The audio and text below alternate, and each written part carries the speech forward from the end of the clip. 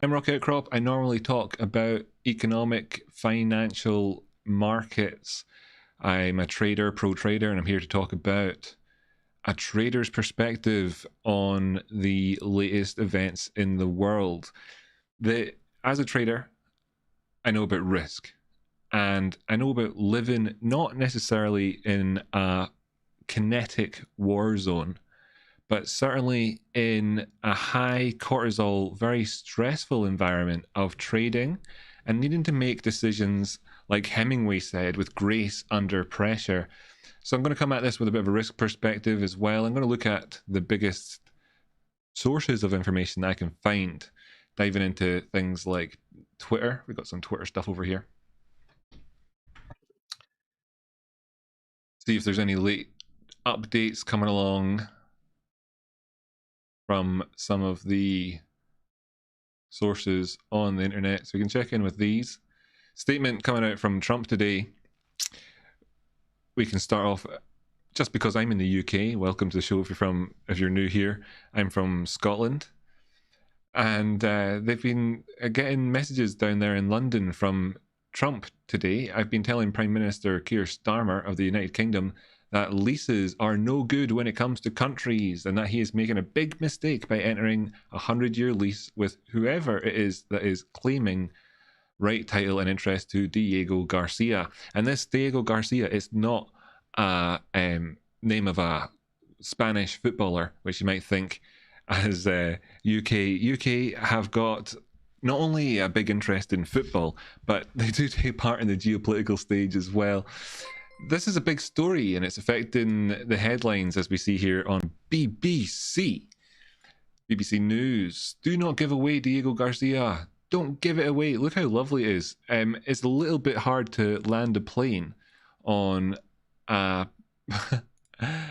Diego Garcia. You'd think if you were approaching this from far away, you'd be like, whoa, where's the it's a bendy runway, bro. But if you go over to this big, more square area over here, then there is somewhere to drop down, and it's been some bone of contention between the UK and the USA. There's a debate to be had when it comes to like Western colonialism. You know, slaves existed in the world for thousands of years, and then the Industrial Revolution happened in the UK. We didn't have slaves before. I mean, then we invented ways of like making the world more efficient so that other countries didn't really need the slaves either. So much so that America gave up its slaves and became the wealthiest nation on planet Earth. And you could say, well, hey, there's an argument to be made for like colonialism, you could say, in today's crazy world, if you just thought about it from a point of view of how you can go in and change a country and make it into like a better place. And it's kind of this Sim City world builder generation that we have nowadays, where we're all used to playing strategy games, that makes you think that, oh, you could just go in and build up a country somewhere and make it into a brilliant country if you just exported your kind of your skills from being from the West.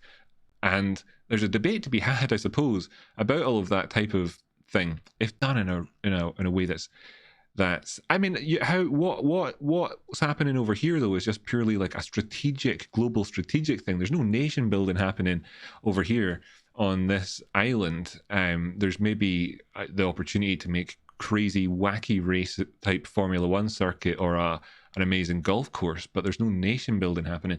But that's the big, it's obviously why it's such a big deal for Trump. And you know, the US and the UK together have got an amazing relationship, and like they can work things out. But there's strength being talked about in the world, strength, and that's a big topic right now, as America's like moving all of its strength over towards Iran right now. So we've got a monitor on the situation, and we can just kind of check in on some big numbers, you know, the big headline kind of numbers here. Starting off with news volume. Over the last couple of days, news volume actually has picked up again sharply, you know, doubling in volume from around about 1,000 articles on February the 14th up to 2,250 on February the 16th. The 17th coming in at 1,570. But I'm sure this is not the end of the trend on this one. It looks like from this little image that we have here that it could be a double top type peak on the news, but actually I think that this is going to test that resistance and break through, getting some more news headlines possibly moving up there. You can see in terms of social stuff, just looking at the chart here for this one, yeah, I know, I'm an investor, I'm a trader, I'm looking at this chart, and rather than thinking about absolute numbers or wanting to dig in and see the news necessarily just yet on any of that I want to look at these numbers and think, are they increasing, decreasing? We can see here, going back a couple of days, the peak in Twitter activity was at 3,000, which is a big jump up from where it was a couple of days before at 1,500. So then we go up again here on the 18th, got more recent figures, 3.8 thousand at the high. So interest around this is picking up, social activity is picking up, stuff is happening, that's increasing. Looks like the kind of, if you were bullish on more Twitter activity, they might be getting in bigger numbers soon as this drops down. Just a word to the wise, I suppose. Actually, let's build up a world clock here so that people can kind of put Iran in the world. Now, why am I talking like there could be a war? I think there's a big question to address here. Could there be a war? I don't know. I'm not I'm neither a warmongerer or anything like that. I'm not looking for that. But there could be, because there's been this massive buildup of forces in Iran. There could be a war. Do I want there to be one? No, I'm obviously for peace and everything like that. But there's massive political problems, long-term, long-standing problems in Iran that need to be sorted out one way or another, you might say. But the question has to be, is it legal for a war to happen in Iran? There's two major ways of looking at this. Would it be legal? No, there's three major ways, two traditional major ways and a third new way. So the traditional ways are, you would be able to go to like the UN Security Council, get resolutions made, and then go to war. This is what we saw with after 9/11, there was a lot of meetings with the UN. You might recall, if you weren't born then you maybe seen it since looking back, that there was this great coming together of nations to defend and support our brilliant ally and the USA, because it had been attacked. So Article 5 was triggered, and that was like an automatic war. It was like predestined that it would happen when the attack came in, because we're such great allies. So the world's militaries just got into motion. Then you might recall with a war in Iraq, there was a bit more of a struggle with kind of getting that through the courts. In the end, of course, America decided internally that it was very much legal. Externally, there was a bit more conflict about that. The UK very much did the same thing and came in, and once again, shoulder to shoulder with our allies, the United States, went to war, and that was just how that played out. So there's kind of two ways you look at it. One is you go to the UN, or you go an ally that gets attacked, like in NATO, or something that triggers a war. And another one is that you declare in Congress, like the USA, that we're going to war, and it kind of declares war because there are reasons for it, which would be what they would be voting on, and it's done like internal kind of process, creating that legality. Now that hasn't happened yet, so there is like a third type of option. We've seen that happen in the past with things like Venezuela, right? That wasn't really necessarily a war, it just happened quickly. So could it be that at some point, you wake up in the United States the next morning and you find out at nighttime a ninja operation has happened? They've gone into Iran, picked up the Khamenei, the leader over there, and taken him away off in a Black Hawk helicopter could that, that happened in Venezuela, but Iran's different kettle of fish, much bigger country, different sort of situation. So we'll try and find out what we can about that as it comes in. By the way, internet traffic in Iran also goes down at nighttime, but we did see that there's been a drop today, yesterday, and this happens as it does every day. But we're looking to see then, as the time goes by, will that pick up again? You know, will there be more internet activity during the day or not? If that line goes flat or down and empty, then we'll know that the internet is a problem. Thanks so much for supporting the show. We're 2 towards 15 of the goal. If you want to see me do more shows like this, then jump in and support the goal in the show here in the chat, because that's appreciated. And we're going to cover breaking events like this with a bit of a trader perspective, and you know, cover the big topics in the world as they're breaking and unfolding, if you want to see more of that sort of activity happening. So maybe it's time to think about a couple of maps. I've got some information here. This one's a really colorful looking one. What is that? That's the Strait of Hormuz. We'll bring that up on its own screen in due course. We've also got another map over here, and what's that one? That is the airplanes that are flying around. That's over the Strait of Hormuz as well, where most of those airplanes are. There are some kicking about in Iran currently, and we've got a few poll type of prediction markets here, which I thought would be interesting to share with folks. What do people think? Khamenei out as supreme leader out of Iran by March the 31st. That's putting a 1 month deadline really on the leader. 26% chance. That's a serious amount of people who think that there's a good chance, and we can see here how this has changed then. So rather than kind of the way people would normally look at these things, let's look at it from the point of view of kind of technical analysis here. And as we can see, this expectation that this would happen by March dropped a lot come after January, which is natural because people were thinking the time towards this expiry is running out. And as a trader and investor, that's like an options contract, right? And what you call that is theta decay, is that the idea that we'll have it done by March 31st has so much value just in the fact that there was 3 months before that kind of came along back in January. So the drop down is to be expected. So when you see a rise against that depreciation in value, a big jump up here past 20%, lows recently closer to 10. If we look back to early February, we had 14% and 13% just there the other day. Big jump up over the last wee while. Is this indicative of this movement? If you're using like technical analysis to analyze a chart, you could think of the type of thing like an oscillator down below here, such as the RSI, where you're looking at the magnitude of a move that's like that. But with a sharp move like that, maybe it brings to mind something more like just a simple stochastic. Here's a stochastic chart. So you can see that when there's a big spike up, a big movement, it's associated with a big change in the value of the asset that you're looking at. And then whenever things then have a spike down the way, it's a big downward movement in the asset price. If we kind of coordinate the highs up here with the highs here, see that on my chart picture.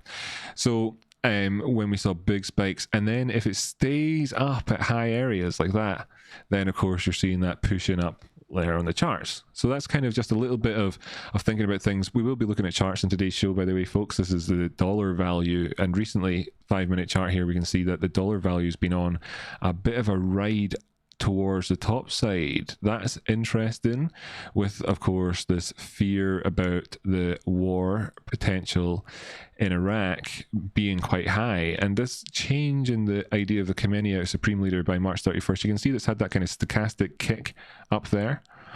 That's interesting, isn't it? It's an interesting change. Of course, this is opinions, prediction markets. We don't know anything, but it does make you wonder a little bit, because you've got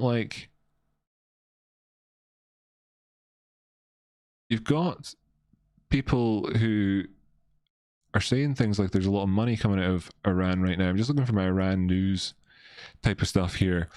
So like you've got a lot of people talking about the economy in Iran and the Iranian currency hitting new lows despite central bank intervention, right? This is back in December 18th, 2025. This news came out. This website over here, iranwire.com, it's not rushing to give you information as fast as it possibly can about the state of money in Iran, because if you were paying attention back in December and January, you'll have noticed that there were major riots happening. That's, of course, coincides with this peak in the Khamenei out time. We had Donald Trump saying that he would come in and protect people if they were killing the protesters, and now we're seeing a massive armada arriving at Iran. So that backdrop is what people were thinking going into December and January, when that was really being hit hard. Then, of course, the government hit hard back and started really hurting the protesters on the street, regained control again. So the question that would exist in a lot of people's lips, I think, right now would be, what is actually the value of the Iranian currency? And what's even called? Well, Toman, Rial, got words for it. To find the value of the Iranian currency is actually quite hard in a way, because they fake it. And then there are like black markets that are much more real. But over the last several years, a better source of this information came from cryptocurrency. And if I just look here on the Coinbase website to try and convert Toman, this is the Iranian currency, towards USDT, which is really they're one-to-one with US dollars. It's just a crypto version of US dollar, right? So if I wanted to buy US dollars in crypto with Toman, the Iranian currency, how much would I get for one Toman? How many US dollar do I get? I get 0, basically. But it didn't. This is here number with this 160 at the end here. It is something. It is something, but it's not very much. Just to put that into context for you, so you can see here. Let this website explain it to you. Now, this is kind of automatically generated information where they've looked at the values in the past, and then the kind of the website robot has put this sentence together for you. I think if a human had written this, they'd be more like, "Oh my goodness!" So, but it's shocking, isn't it? So what we can see is that if you had $1 US, you'd be able to swap that over for 625,210 Toman. And in the last 24 hours, right, this website this is frustrating because of the time change. In the last 24 hours, it went up about 12%, right? Okay, I checked this earlier on. It's about 12 to 13%, 12.7%. It went up yesterday, right? So it's now saying 0 because it's automatically generated information. Now, that sounds great, doesn't it? But not so much when you put it into context of this year. Actually, here we can see in the last 7 days, the exchange rate is increased by 12.47%. So there's your figure for the last 7 days. Meanwhile, in the last 24 hours, the 24 hours has changed by 0.02. So actually, sorry, just correction there. The 12% figure was from the last week. So for the last week, as expectations that perhaps there might not come to a conflict, increased, as you know, the idea that Khamenei might not be ousted, etc., started to drop for a little bit. And as we can see here on this chart, towards like the end of last week, 12th of February, the expectation prediction market for Israel strikes by March, dropping. This week, up super sharp, having lows around about the 16th, from down there thinking that there was a 25% chance that it would happen, to now people predicting it'll happen 60% chance. Well, over here you're at a 25% chance. Could that rise in a week to 60? Well, it could. Things can change quickly.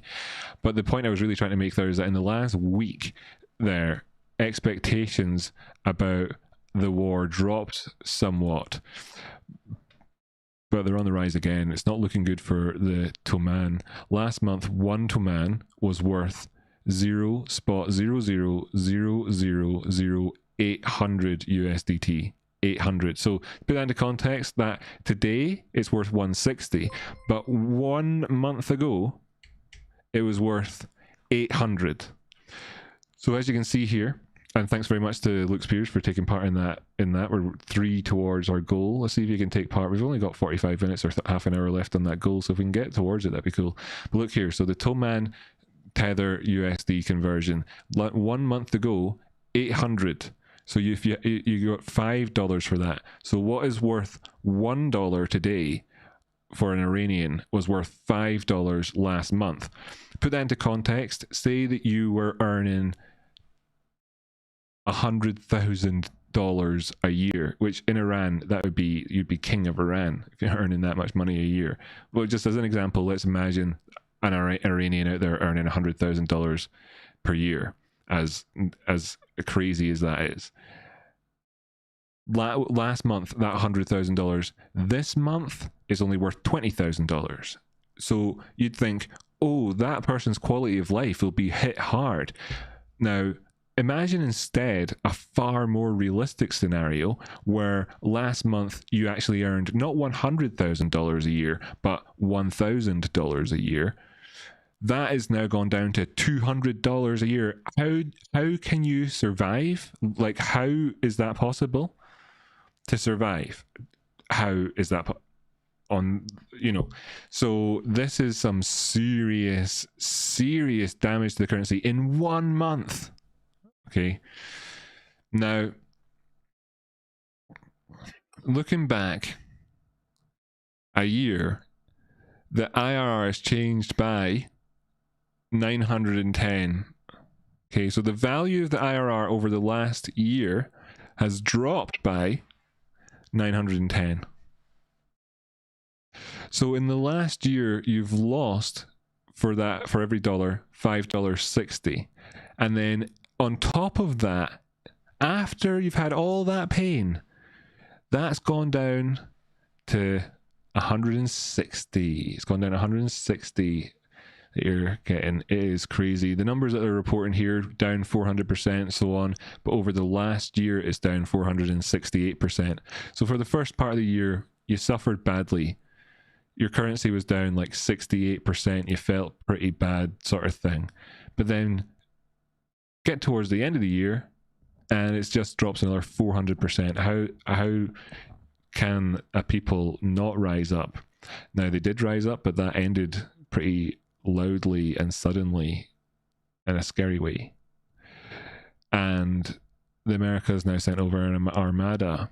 Over the last week, the currency price went up, and as we see here, during that week, expectations that Iran would actually get shelled dropped. Now it's way up. It's gone so low, you could make the argument that perhaps America actually really going to go ahead with things might be the bottom on the chart. You know, it might be the fundamental change that says, okay, that's as low as the Iranian currency can go. From here on out, it's only up, because that's the bottom. You could imagine that, but it's kind of easier to imagine it just getting worse, because ain't nobody going to be wanting anything from them at all. The other bet on here, will the Iranian regime fall by 2027? And it's at a 43% chance. And I think if you take all three of these together, what you're seeing is that people think there's a strong chance America will attack. They think that from that there's a lesser chance it actually causes the regime to change. But even if the regime changed, there's even less chance that Khamenei is ousted as supreme leader come the end of this month. So we're still at that point of you know, we're early. we're able to come into the cinema and get our seats and, you know, get a good view of what's to come. So we're early in that sense, but we're very late in the day for the Iranian regime unless something big changes according to those expectations. I don't know. I'm not there. I'm not talking to Trump about this directly, or don't have particular insight into the actual secrets of what's happening. But the expectation market, which is a pretty reliable indicator overall, is starting to get a different picture. And I think then, of course, maybe a geography lesson might help. This is the general shape of Iran. It's quite a mountainous place. Tehran is actually the capital city. It's in the mountains, and it's got a lot of people talking on the internet about this in the news, right? City level news, heat map. It's got a lot of news coming out of Tehran, but actually we're seeing news coming from other places. This is places like Mashhad, Isfahan, Bushehr, Bandar Abbas, Karaj, Kermanshah, Ardabil, and Shiraz. Shiraz you might already know because of the wine. Bandar Abbas you might already know because it's the biggest port on the Strait of Hormuz. Right? You might not have known that. Their biggest Iranian port on the Strait of Hormuz. You've also got Isfahan, which you might know because there is, of course, nuclear uranium refinement part of their program there. Mashhad, as far as I know, actually, Mashhad, which I think does maybe have some uranium crack on the go, has also featured in the news due to government crackdowns. The IRGC, the Iranian Republic National Guard Army folks going in there and cracking down. There's been quite a few crackdowns recently in the news in certain areas. So I'm not sure if that's to do with that or to do with the Iranian nuclear facilities. Now, if I just take a look at some of my tabs here, I'll come across this one, which I think is useful for folks. So if you're just new to this whole Iran stuff, and thanks so much to people supporting us, we're now 5 out of 15 towards the goal. Like I say, folks, if you want to have like weekly updates where we go through these big events in the world, then that's what the goal is for in the chat. I've got a community, by the way, if you're just watching this and you're fresh to the channel because you searched Iran or something, I've got a live community. We do live streams. I'm an investor, trader, and I use technical analysis. I look at charts and I'm able to make predictions about probable outcomes in a way that affords to pay me money.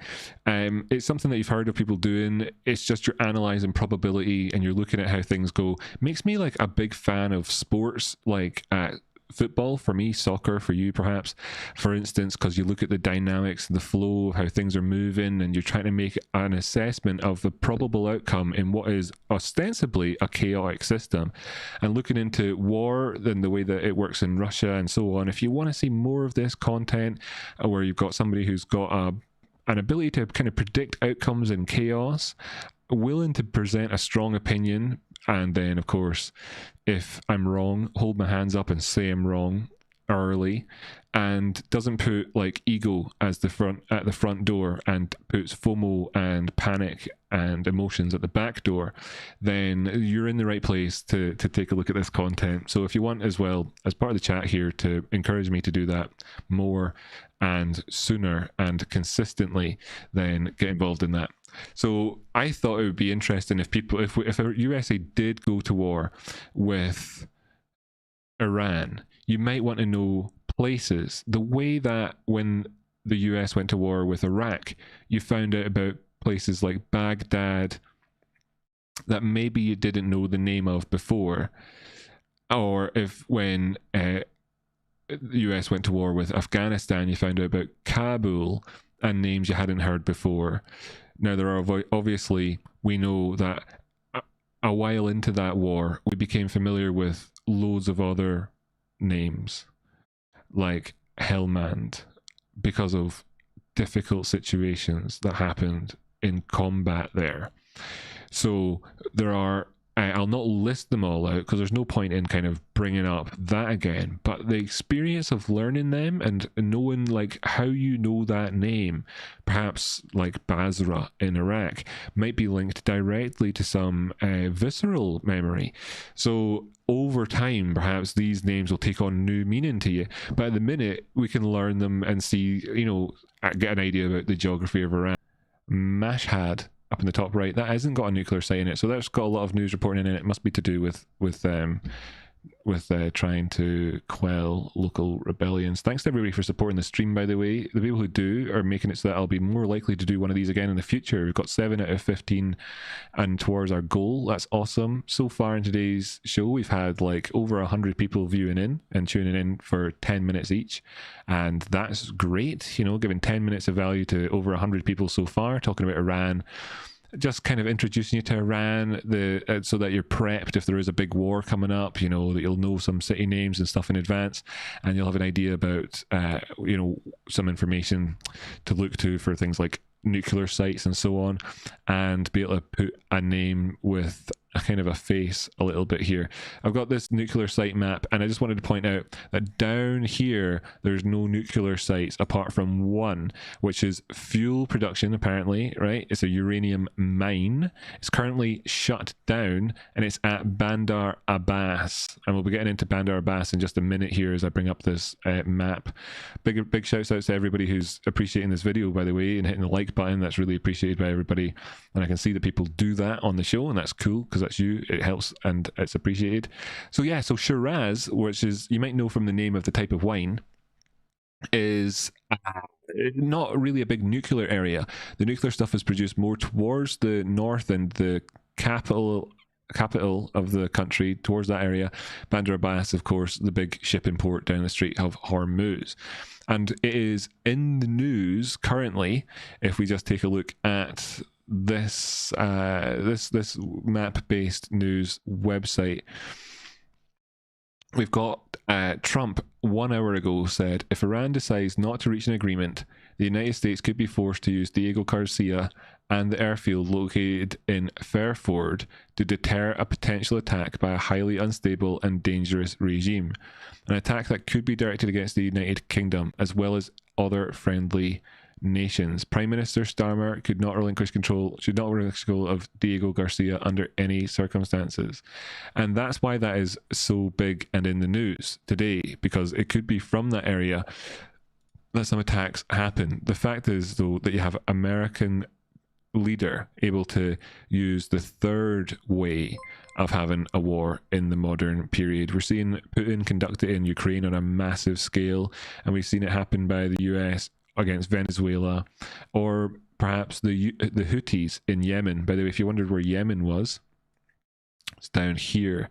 That's Yemen, and that's where the Houthis were. So when the US was bombing this region to attack the Houthis, that's what that was. Then that was during the conflict happening in Israel, as it happens, and this is where Israel's located. Okay, this is where Israel's located, this general region here, or Palestine and other things, depending on what particular way you want to name that region I was pointing at. Wasn't making any political statement by saying that that's where Israel was.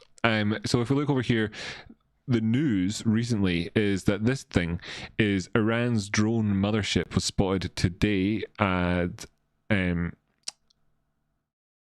a UAV carrier, and I have questions about this. I have questions about this in terms of how defensible it is, right? I don't know how defensible, because like I'm not massive on understanding the requirements for war, but the issue for me for this thing is that if that was an airstrip somewhere on land, you would be able to put up loads of air defense around it to protect it.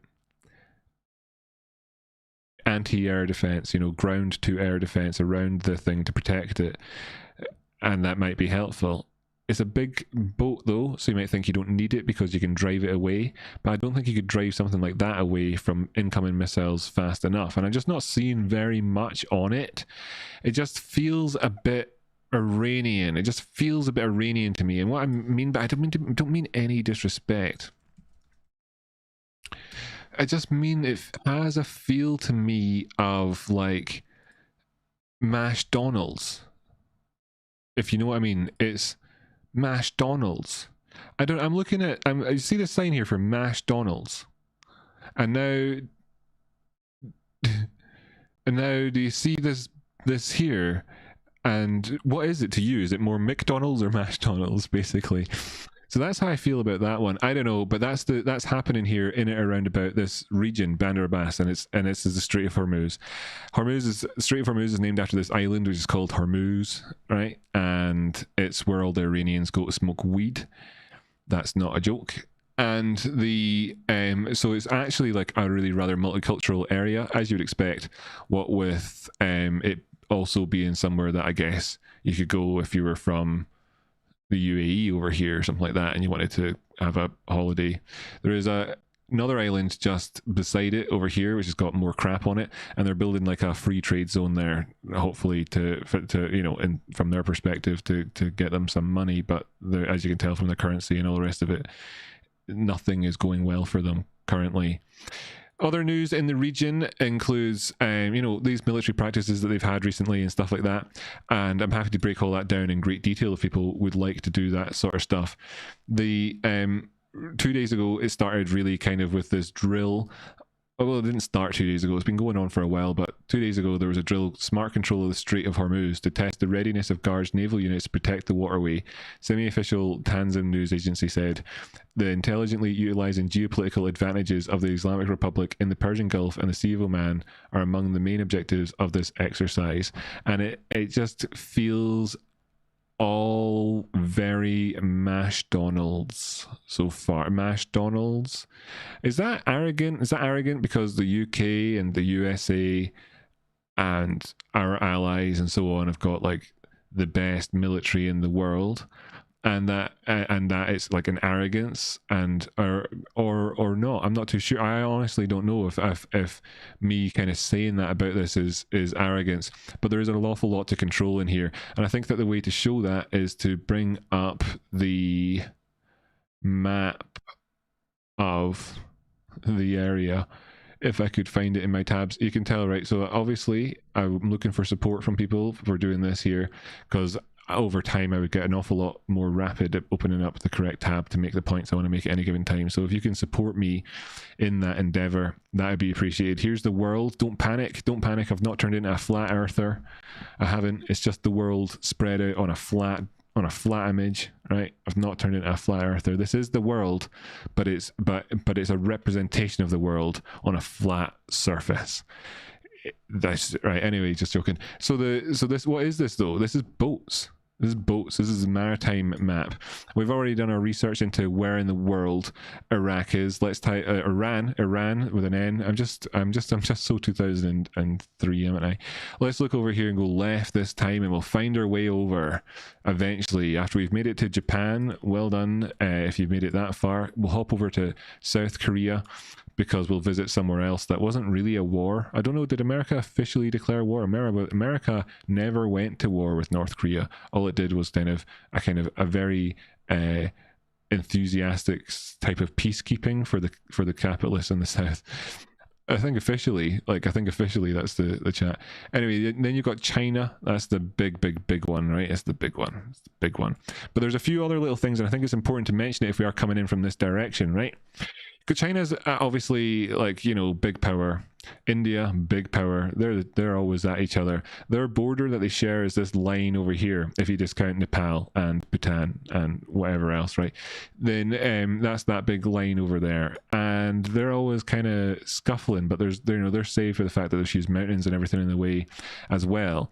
And speaking about huge mountains and so on the left here between Iraq and Iran, there's huge mountains, which is one of the big reasons why Iran, which is of course Shia Muslim country, has always been able to why there's a geographical land border between the two, which creates a defensible area between them, and Iraq, which is a Sunni Muslim country.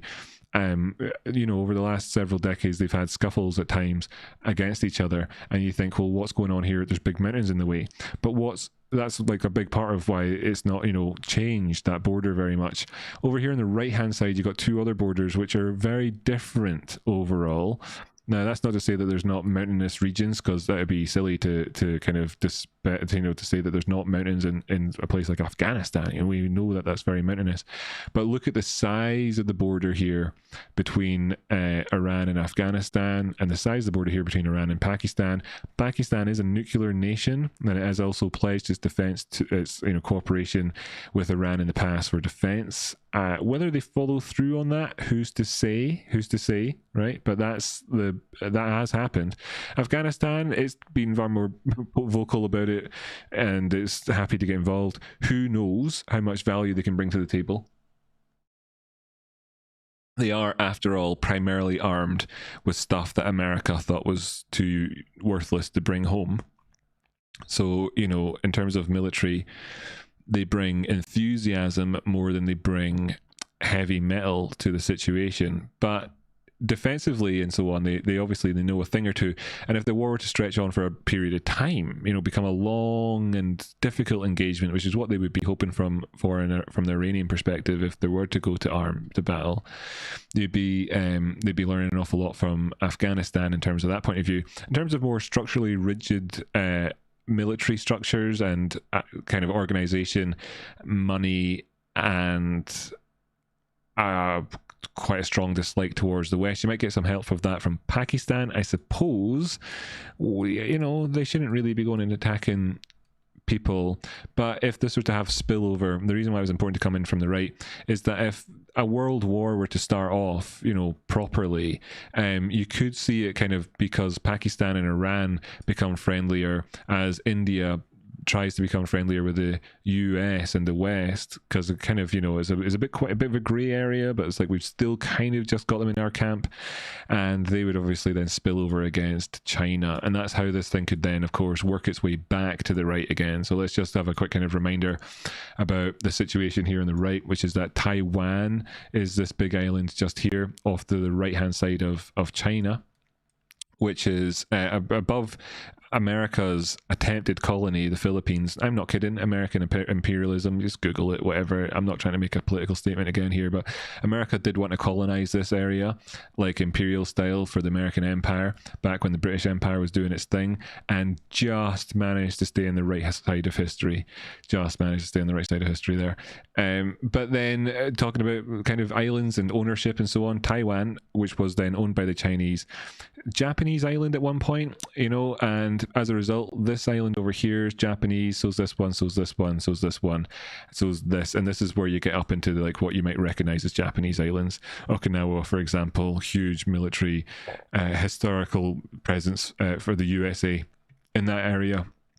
Back when they had the war in the Pacific in the 1940s, because of course you had staggering losses. Like you're talking numbers like 100,000, and I'm not 100% sure on this because I can't remember from when I studied it, but you're talking about things like 100,000 people perhaps in Okinawa, and that came with a huge cost to the US, who lost like 30,000 soldiers, just to take this one little island during the war.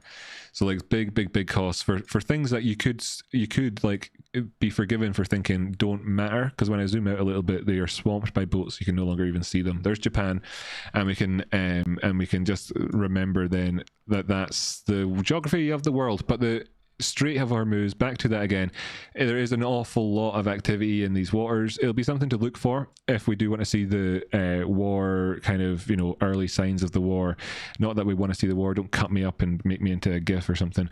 If we want to see in advance whether or not the war is or isn't happening, or what's going on with these things, then we can take a look. And the activity of boats in around Bandar Abbas is quite light, relatively speaking, because Iran is an isolated, sanctioned shithole for the most part, but it does have boats that come out of it and do oil. And just to get an idea about, like, well then, if there are all these boats around here, what are they? And you can click on here and we can see some. That one doesn't have a picture. We'll get a picture. Oh, I can tell you, everybody in the audience recognizes that. That's an oil boat. That's another big oil one. That's another oil one. That's another oil one. That's another. I mean, they're all oil boats, right? And then there's the spoiler alert. Unless it's a tugboat or something like it, it's doing oil in that area. Now, you can look at these and you can see that they've got a flag next to them because that's their port, the registered port that they're from. It's to do with like boats and licensing and tracking, but they've all got these tracking on them. There's another oil boat. There's a lot of oil boats there, you say, and oil boats isn't the right name for them, but I might as well call them something everyone in the audience understands. That's a bigger oil boat. Now, if we look down to the actually, that's a container ship. That's why it was bigger, because it was a container ship, not an oil boat. So if we look towards some of these other places, then you can see like more boats that are useful for various infrastructure needs. Not all of them have got pictures, and also lots of oily boats. Again, lots and lots of oil boats, but you'd expect that around about these kind of legitimate oil producing nations. Bandar Abbas, of course, has got his own fair share. So we can see that that there's no mines in there stopping the boats from working yet, that they're still conducting trade. They haven't shut down the thing. And whenever they do put boats out, it's a big ocean. You know, it's a big ocean. They can conduct a military test. They can close off an area like over here and then fire missiles into it to test it, and it can seem like a threat to the world, but the boats are still making their way through. And if you want to see what real economic activity looks like, then you only have to look over here to see what actual money looks like. And that, of course, by the way, if you're wondering what country that is, that's the United Arab Emirates, UAE. That's, you would only know places in it like Dubai and Abu Dhabi, but there you go, that's that place. Cool. Muscat, by the way, is famous for, what's that famous for? The coffee beans. Coffee beans. Oh man. Okay, so you're now familiar with the geography of the place. Let's take a quick look at some headlines, because it's good to know the headlines in the to understand what's happening in the world. Trump renews attack on Starmer's plea to cede ownership here, and this will be the UK perspective from an economic newspaper. And it's kind of focusing on a few different things. The great stupidity and the weakness that's been accused of. The UK has been accused by Trump. And the UK's response is, the deal to secure the joint UK-US military base in Diego Garcia is crucial to the security of the UK and our key allies, keeping the British people safe.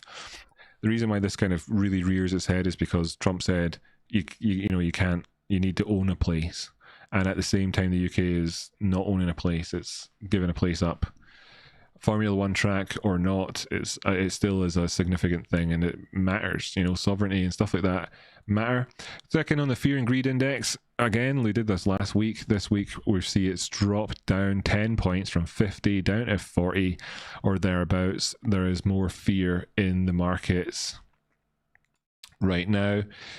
We have, this is the flight tracker thing I wanted to show people. Of course, it's nighttime now, as I said, in Iran, so you'll see a lot less planes over here. But it's an interesting thing. If you want to see when a war is kicking off, then they tend to look like this during the day. Ukraine looks like this during the day as well. Like Poland has got a lot more planes over it during the day. So do most countries, in fact, have more planes on them during the day. But Ukraine is empty, and you can see just this pocket. There's only two reasons why that happens. One is because it's like a non-country, failed country. So another empty one is Libya. Of course, people don't like flying over Libya for lots of reasons. Another one is Yemen. You know, you don't want to be flying over Yemen. And another one is like Ukraine, you know, which is currently under attack by Russia. But what do we notice here? Despite the fact that it is the middle of the night in Iran, we can see that there are planes. That's right. Fly Dubai. What one's that? Turkish Airlines. What's that one? Mohawk Air over there. There's another. Is that right? Fly One. Maybe Mohawk's just USA and I read that wrong. So anyway, you can see here that there's still tons of planes flying over Iran. And just let's put this into context. Iran at nighttime has got how many planes flying over it? There's this route here that's going through Turkmenistan. You're hardly flying over Iran, I mean, unless you're trying to take a shortcut to Turkey. You're not likely to go over Iran, and that's why some of those are actually Turkish airline type flights.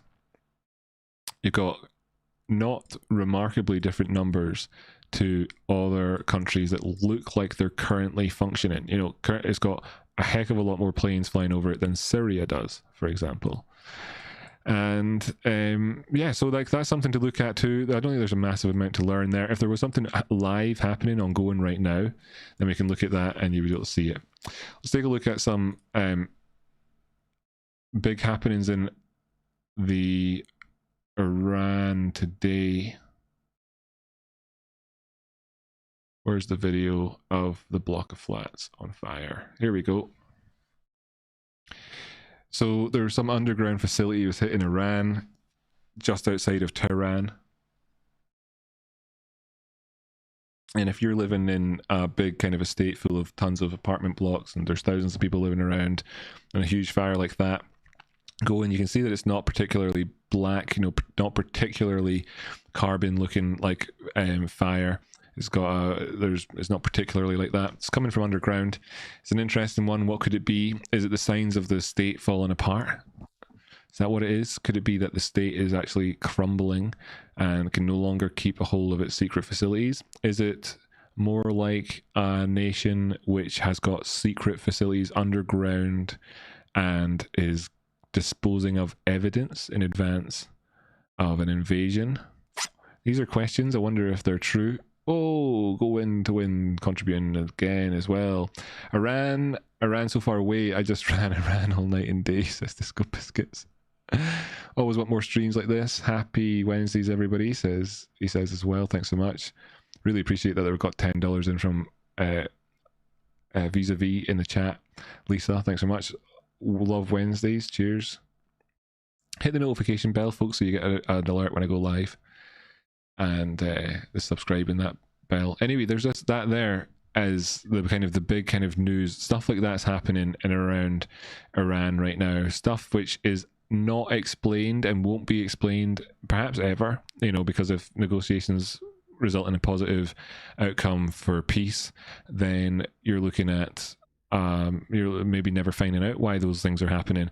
But you go into places afterwards like Syria and Iraq and stuff like that, and you see how in the dying days of an empire some awful things start happening. Here's another video showing you the same thing from far away, and it sends a signal out to people who are ostensibly being protected, you know, not at war currently, that that things are getting shaky. And I think that that's the sort of thing that right at your capital city, without adequate explanations for, starts to cause fear. Oh, we can see OSINT over here, open source intel, also reporting on that that big rocket in the number that I was reporting to us earlier on. That's cool that we're seeing the same things. I explained it from a technical analysis point of view. Another big part here is that there's apparently been a no-fly zone in place over here. That's what a NOTAM is. Although, you know, when I look at the map, there were planes flying over that area. Were there not? Yes, there are. So that news about a NOTAM, I think, is wrong. The big news for today, of course, that Trump administration is closer to a major war in the Middle East. Far more closer than most Americans realize. It could be very, very soon. A US military operation in Iran would likely be a massive, weeks-long campaign that would look more like a full-fledged war than last month's pinpoint operation in Venezuela, sources say. The sources noted it would likely be a joint US-Israeli campaign that's much broader in scope. And you got to ask the question, will Bibi Netanyahu become the Tony Blair to Donald Trump's George W. Bush, with the very special relationship that those guys have? They're extremely close, very, very, very, very close. And of course, Iran and Israel have got long historical links.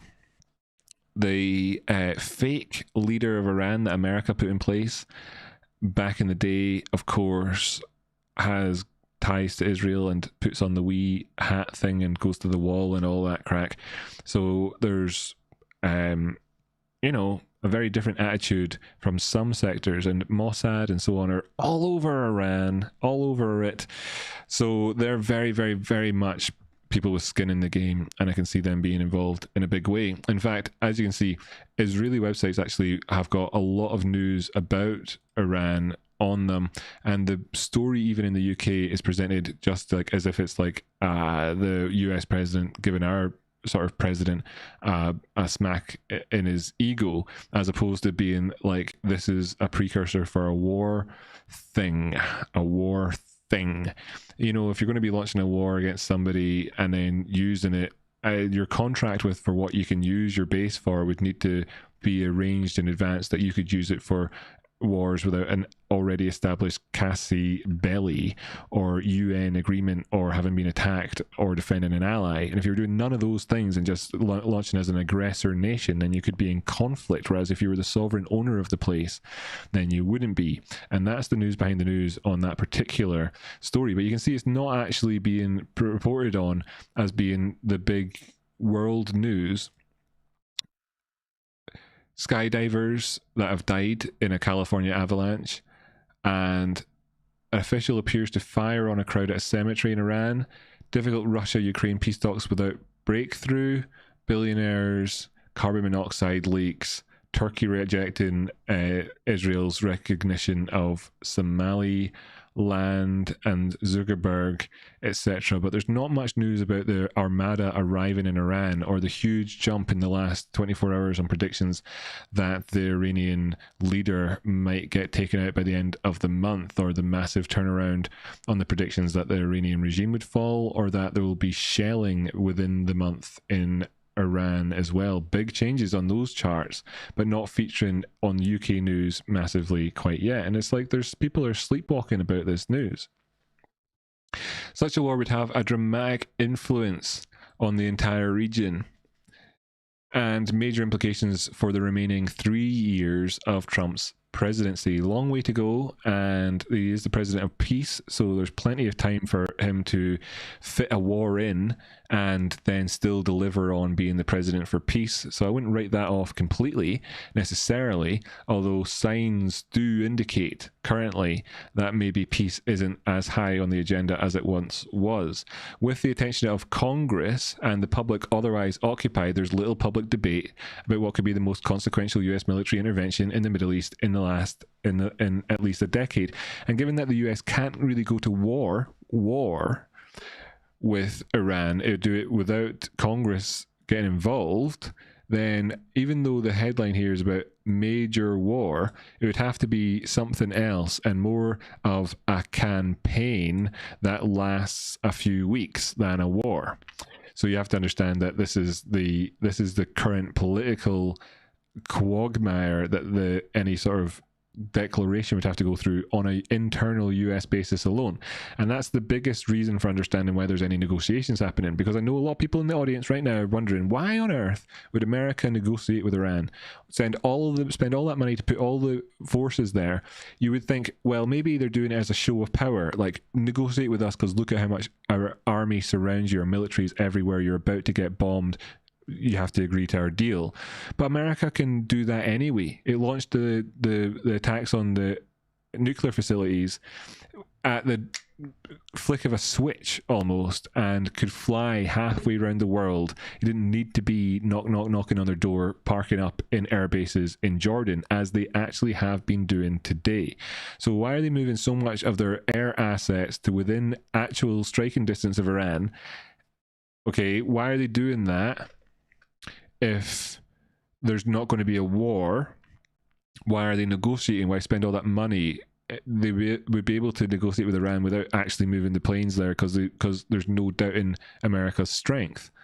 So why do you have to demonstrate it? And somebody might just say a demonstration's good, you know. And I would say, my counter to that would be, no, there's the full intention to go to war. They just have to figure out the legalities of it. Like, you can't just go to war, like, because the president says so, necessarily. I mean, you kind of can, but you get the point that I'm making. If Congress is tied up doing other stuff and you haven't even got past like how you're going to fund Homeland Security type of negotiations, then you've not funded Homeland Security. It's going to be difficult to fund security in another land. That's not your home. So that's this political quagmire has to work its way through right now. So when you're doing that, you might as well negotiate. And if you start negotiating in good faith and they do something wrong, that might be an excuse to just bypass Congress. If you're over there negotiating and you've got all your army assets there and they start firing test missiles into the Strait of Hormuz, they might accidentally hit you. And if they do, then you're going to war and you don't even have to ask Congress. And you see what I mean?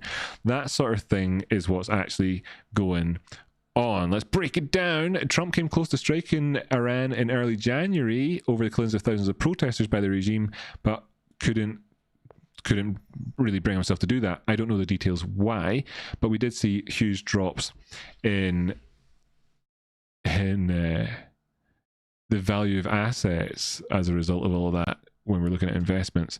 But when the window of opportunity passed, the administration shifted to a two-track approach: nuclear talks paired with a massive military build-up. As if you need the military build-up to enforce the nuclear talks. This is just passing time until it's legal. That's what I would say is the easiest summary. By delaying and bringing so much force to bear, Trump has raised expectations for what an operation will look like if a deal can't be reached. And that's a problem, because right now a deal does not look likely. Both sides have said that talks have made progress, right? But the gaps are wide. One of the gaps being you have to stop doing all of your funding of foreign forces. Iran's like, you mean Hezbollah and the ones fighting against and Hamas and stuff, the ones fighting against Israel. You mean we have to stop giving them money? And America's like, yeah, that's going to be a big part of this deal. And they're like, no, we're not going to do that. As one example, there's tons of them. Vice President Vance, J.D. Vance, told Fox News that the talks went well in some ways, but in other ways it was very clear that the president has set some red lines and that the Iranians are not yet willing to actually acknowledge and work through. It's very difficult. So it seems to me like it's all just kind of twiddling your thumbs as you wait for your boats to get into place and for Congress to be able to drop a hammer, or indeed for something else to happen to expedite the situation. Some of these pages here that I had open in today's show to remind folks some of the things that we've been talking about and catch some of the things that we've missed. One of them, of course, is that there's a smoke happening outside Tehran. There's movements of boats, and we've been keeping a close eye on them. One of the things is a reminder to folks about what the time is in Iran. It's just about to flick over 2 a.m. in Iran. It is currently 5:30 in New York. So just for you to be able to kind of get your watch scheduled, if you're looking to see some action that might happen, say, roughly speaking, at dawn, then you'll want to know at what time of the night that is for you, for example. So let's just put that in a context. If you were going to bed at midnight in New York, it'll be around about 8:30 in the morning in Iran, and that might be a good for you to know and understand the time. It puts it into perspective. A lot of the stuff that we've seen has been a little bit McDonald's rather than McDonald's. I've got questions about their boat, their big drone boat, whether it's good or not. I don't really know, but it's one of the topics of conversation we've had in today's show. We've looked at areas in Iran, the geography, to try and understand where certain cities are, where the nuclear sites are, and familiarizing ourselves with some names just in case in the future there's a Basra or a Helmand province that we need to know about in Iran. Like there are places from the Afghanistan war and the Iraq war. And I just kind of saying maybe there'll be names that we learn in Iran. And we've also looked at Twitter and seen some information coming out about no-fly zone. It's not confirmed, but we're getting conflicting and interesting information on the internet right now about how Iran the situation could be evolving even minute by minute over there. So we'll definitely be checking out this all the time. There's a geopolitical argument that's happening between Trump and the UK to do with Diego Garcia, which is this island and has a strategic element whereby you want to have sovereignty so that you can conduct any sort of work that you want to do militarily without having to think about the contract you have with the person that owns it. And that's a big point that Trump is raising with Keir Starmer today as this island is returned back to its well, its owners, you could say. We've talked about whether or not this is registering outside of, the scope of Iran is massive right now, and it's going to be a big story, but it's not necessarily making it into headlines. When we do see it in the headlines as an investor or a trader, we know that it's registering in the public opinion, but we're going to have to balance that against whether or not the news has actually already been priced in or not. And this is the dynamics that we have when we read news, and we understand that the process and news cycle is one where we understand it quickly. We get the information from the charts, we check the news, then we see that other people start to understand it, which then can either reinforce the position that we took on the charts already, or indeed start to reverse it if they feel that the news, has come too late for them to trade. So we always had to keep an eye on that, and we'd like to put things into perspective. We talked about the Iranian toman in today's episode. The toman is, of course, the currency. It's unofficial, but it's the dominant unit of currency used in daily transactions in Iran. It actually represents 10 Iranian rials. So there was a time in Iran in the past when it's like saying that the dollar was not worth enough money to them, their equivalent of the dollar. So they had to start using $10 instead of $1 because that's how bad inflation had got. Now it's got so bad you might as well use 685,000 of these things. It is out of control, literally, as we saw by comparing the prices of the toman to the dollar using this website here, which is because it gives us a good idea what Iranians themselves are paying, because they want to get their money into something and their banks won't let them. So how much are they buying, and how many people are buying toman with US dollars and so on, and what's happened to the price. And we can see that it's down 468% in a year, but actually 400% in a month, and the last month has been insane. And we actually put some different numbers in here to see how things were going compared to last month. If you have $1 today in Iran, last month you had $5, and at the start of the about a year ago you had about $7, whatever. My summary didn't work so well, but $7. There was a guy who does travel videos who went to Iran. I watched a video last year, made my own video talking about Iranian culture and explaining it using an analogy with a clock to show you economic cycles. It was a really brilliant video, actually. But at that price, it was about 1,500. So they've lost most of their money. And then the biggest hit came this month. And here's something that we actually skipped over today, but it's nice to point out that diplomacy is always a top option for Trump on Iran, and he is pursuing diplomatic things, as you would, until such times, at least, as that it becomes legal to conduct a WAR war. But if you're going to do military operations or conduct sort of short-term kinetic assaults, even if you put boots on the ground, it isn't necessarily a war, as we've definitely learned since April of 2022. The reason why we're talking about this at all is because Iran is moving closer to war with the USA. Mostly, though, it's the USA that's moving closer to war with Iran, literally bringing its boats, airplanes, and everything else that it has with it. There's tons of news out there about Iran, but that didn't feature tons on today's show.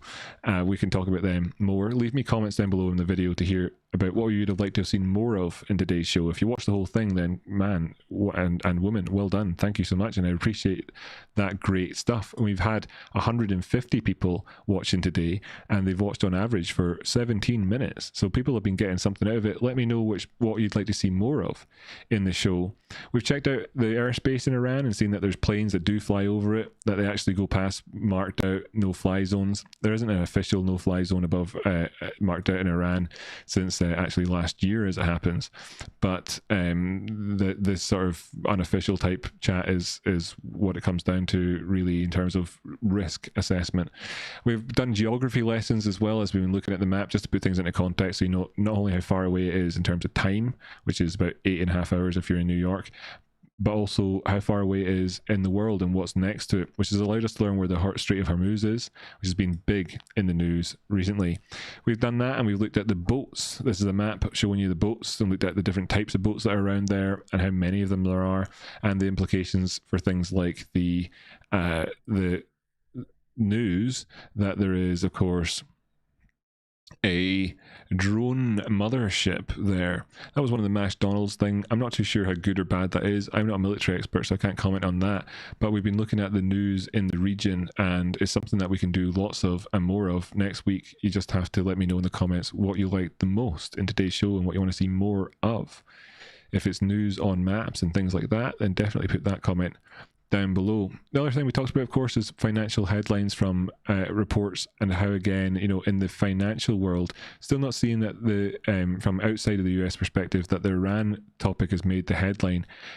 It is the headline behind the headline. Trump renews attack on Starmer's plan to siege UK to Chagos Islands, but it's not being reported on kind of, explicitly, and it leaves you reading behind the lines. I think that we're in that building up to it phase, so you can see it bubbling up. Unless it all kind of cools down and there is no war, then the newspapers have definitely saved face by not reporting on it. We checked in on fear and greed index. It's gone down to 40 from 50 last week. It was neutral. Now it's fearful in the markets.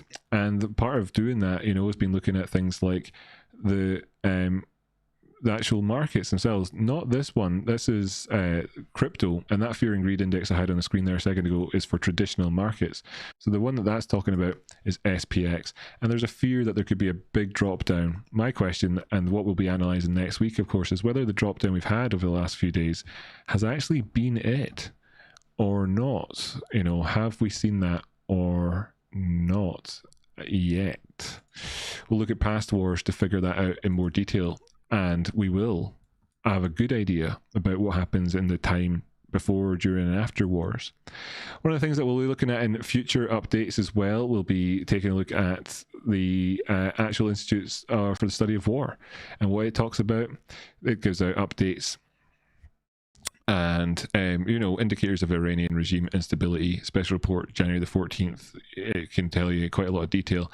These are sort of things that can be quite dense, but they also have infographics with things as well. Here's one to do with Lebanon and the Israeli strikes that happened in it. So we'll be diving into details and infographics, and I'll explain the dense stuff to you in future videos. And there's different sources for news that we can check in with, this being one over here, the Institute for the National Security Studies, which is of course ISIS, not ISIS, but the Institute for, it's an American study about war.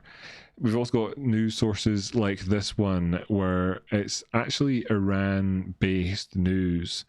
So one of the big stories happening right now from 5 hours ago is money's leaving Iran faster as oil income falls and uncertainty mounts. And the reason why it's good to look at those boats in the water, see will there actually one day be no boats around, see that, and you know that things are really kicking off. But you also know that it's the end of the Iranian oil element of their economy. Of course, what they once did was converted their dollars into their local currency and then used them. Now they're not doing it, so the currency value has completely collapsed. But also it means that the rich people are keeping their money in dollars. And you know what you can do with dollars? Is you can spend them outside of Iran. And that's got to make you wonder if this beardy fellow over here may end up hop, skipping and jumping out of Iran. So one of the things that we're going to be doing is taking a look at the news and keeping an eye on what the headlines behind the headlines are in geopolitical arenas. Another thing, of course, we talked about was the Iranian currency. Did that earlier on, and we talked about it back in the 18th of December. Bearing in mind that it then went on to lose 400% more value. Lost another 400% value since then. If you're watching that and that hurts your ears hearing percentages said the wrong way around like that, I've just decided to embrace that methodology. I was joking about it a couple of weeks ago because it's wrong and it's not how maths works, but I decided that I can roll with the times, and that's what's happened. There's other sources for news, by the way, that we can look at together: Radio Free Europe, Radio Liberty, stuff like that. You might get little bits of news on here that give you some idea about the ground, in the ground from a grassroots and human perspective. 40 days after the mourning, 40 days after the tragedies for protesters that happened last month, there was a mourning ceremony, and it sparked and renewed protests all over again. This happening while discussions are going on between US and Iran. It's big stuff.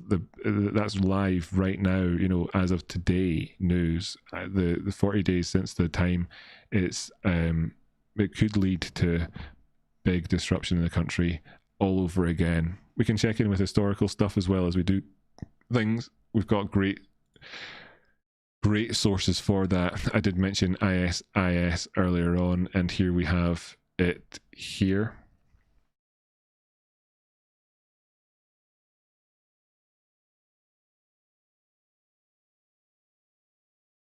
And it's good for what we'll be looking at in terms of news. And I'll be bringing these things to you as we go throughout time. I'll be summarizing it. You won't need to look up the individual articles. You won't need to read the dense information and look at the pictures. I'll be telling you what's going on. If that sounds good to you, you need to be letting me know in the comments and explaining to you things like, where is the nuclear stuff located in Iran, and what does that look like on a map, where you can tell where Iran is. That's why we compared various different maps together so you can see the different locations, start to get a picture for what it is that we're dealing with. If there's a big war that kicks off in Iran, these are the sort of things you're going to want to know in advance. One of the big topics that we'll talk about next week, I actually wanted to talk about it this week, but we didn't have time on today's show, is to do with these fantastic statistics that I have to share with you.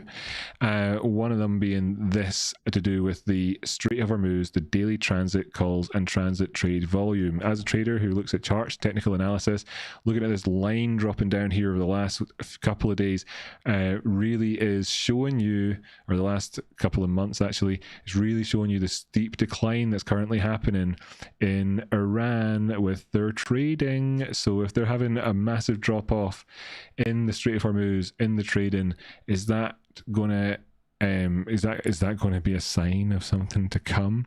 It might be. We're going to dive into those figures in more detail to put people in, just to remind folks about things. I actually was just checking in here to see about the latest official no-fly zone areas. The last one that was announced was the 10th of February actually, but it was just general announcements from countries like German operators don't operate over Iran. 16th of January had similar stuff, but not necessarily strict geographically aligned areas saying don't go to this particular area, just Iran generally.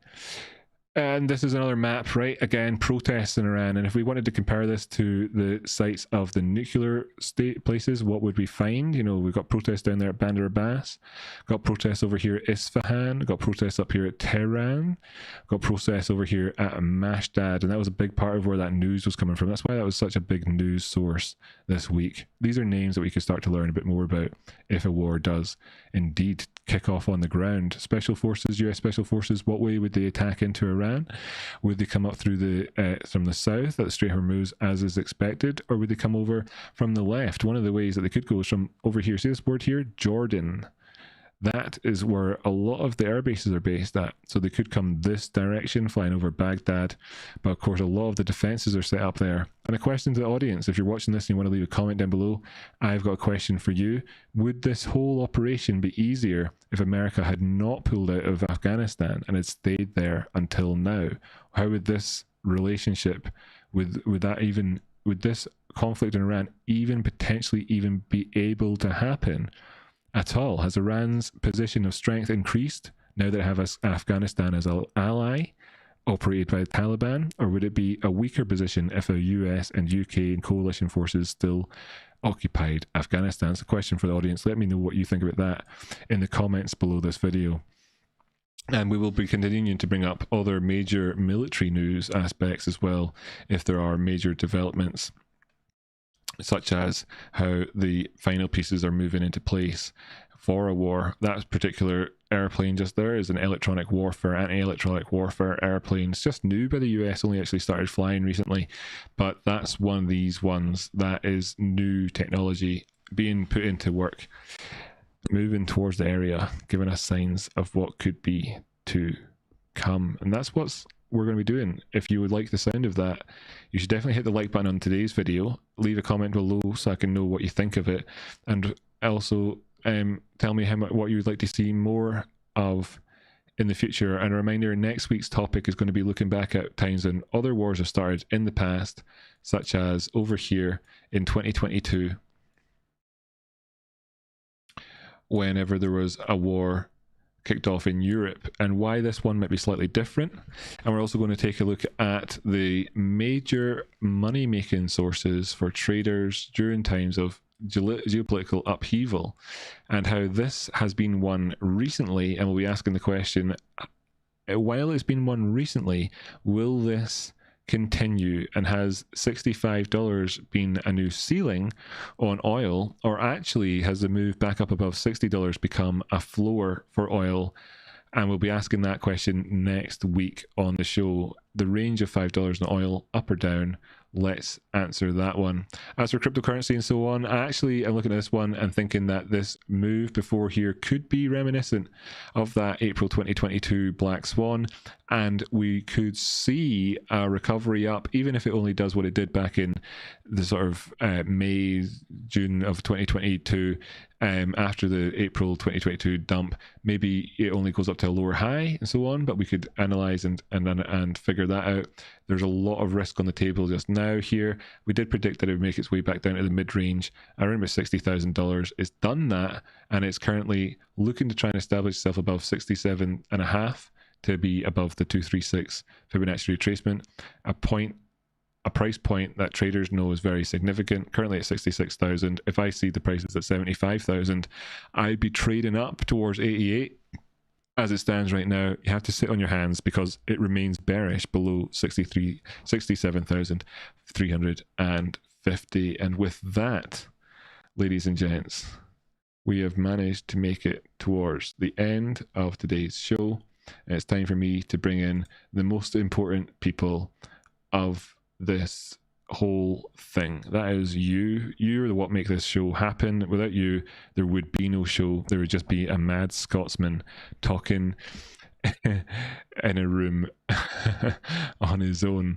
Seeing good chat from Jamie. Cheers, Rocky. I appreciate your take. And I see a big, I want to give a big shout out to the people who really funded today's show. Let's give them the special recognition they deserve. 1,000 Years of Darkness, vis-a-vis, Goin, To Win, Bernard, Ghostly Spirit of Luke Spears, Kitties Never Die, and I Am Not a Cat, Disco Biscuits, Queen Genie, all of you helping keep the show going, becoming a member, supporting me on Patreon, hitting the like button to this video. There's different levels of support that you can give to me. Just simply watching and hitting like is appreciated, and I'll see you all again next time. Oh, we just had one more jump in there as well. Mass Spectrometer. Cheers. Thanks very much for the $10. See you all again next week. And do tell me what you want to see more of in the comments below this show.